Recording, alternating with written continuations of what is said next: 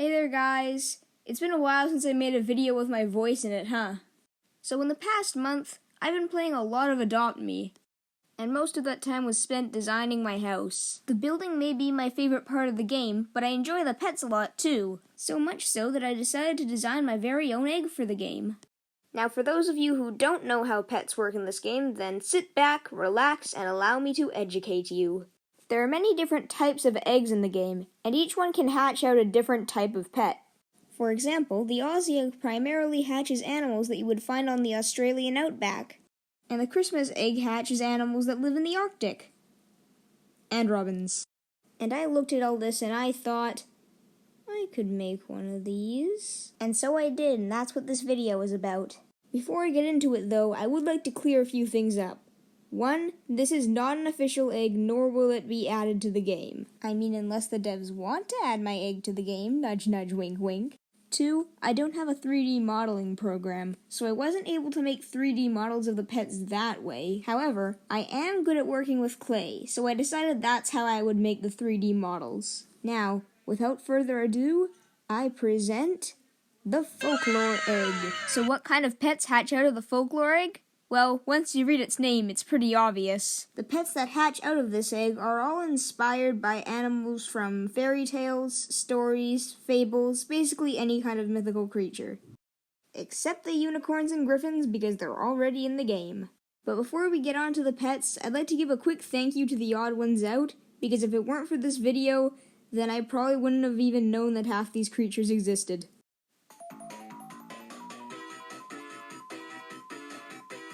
Hello there, people watching this video.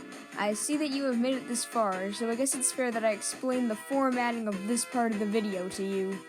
The way this portion of the video works is I'm going to be showcasing and talking about the different pets I made for this egg while I put a low-quality video of the 3D Fimo model I made of them spinning around on screen. Of course, I didn't have any sort of base plate to put them on that automatically spins around, so I just had to settle with placing them on a piece of cardboard and spinning around in front of the camera, so apologies if it's very low quality looking, it's the best I could do. Anyways, enough blabbering around, on to the pets.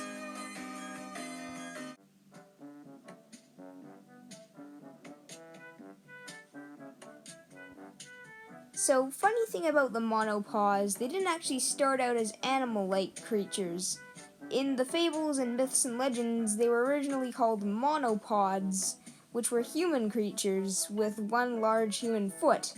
But I decided since they were humans, they probably wouldn't fit the pet format of Adopt Me really well, so I changed them into a cat and a dog. As for why I specifically chose a cat and a dog, it's mainly because they're the two main pets of Adopt Me. They're the two pets you can get from a starter egg. Also, I changed the names from monopods to monopaws because I am a sucker for puns.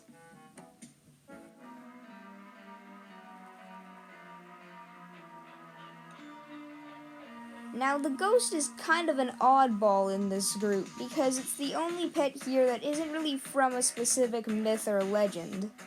But I decided to throw it in anyway because I made the design one day when I was bored and I thought it looked cute and decided to keep it forever. I kind of butchered the design in the clay version though, so the version you're looking at right now I'm not too proud of. Anyway, as much as I love this mysterious little fella, he's less of a ghost and more of a cat with a bedsheet over its head.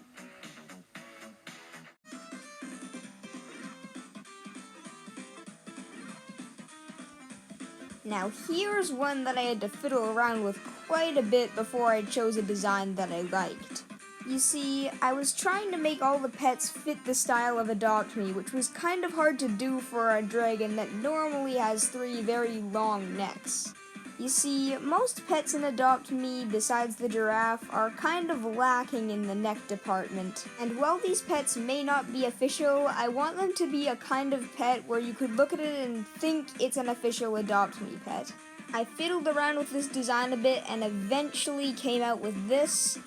It could be better, but I'm still pretty happy with how it turned out.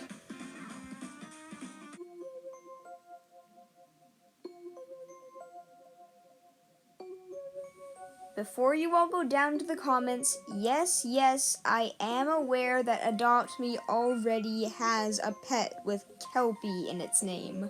However, while their names may be very similar, their designs and origins are completely different. The Australian Kelpie in the official game is a friendly dog, whereas this Kelpie is based off of a legend of a horse that tricks people into riding it and then drowns them. That may sound like a pretty disturbing creature for something in a children's game, but there's a shadow dragon pet that literally has its ribcage sticking out, so we should be good.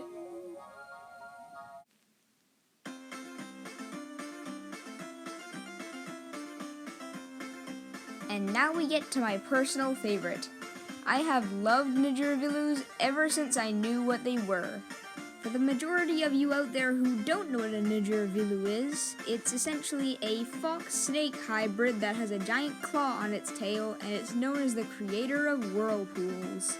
I've always loved creatures that have very unnaturally long body parts, like necks, bodies, tails, etc. So as you can imagine, that's probably why I love this little guy so much. Also, on this model his tail kinda looks like a fork, and I am not sorry about that.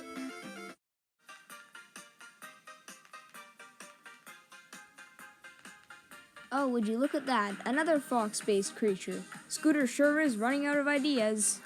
Look, I'm sorry, it's just that both the Nidguravilu and the Kitsune are such cool-looking animals, and it would be a shame to exclude one of them. And yes, I pronounce it Kitsune and not Kitsune because it rolls off the tongue better. Kitsunes normally have 9 tails, but I got lazy, so this one only has 6. Those are all the pets. One thing I haven't showed you yet, though, is their walk cycles, so here they are now.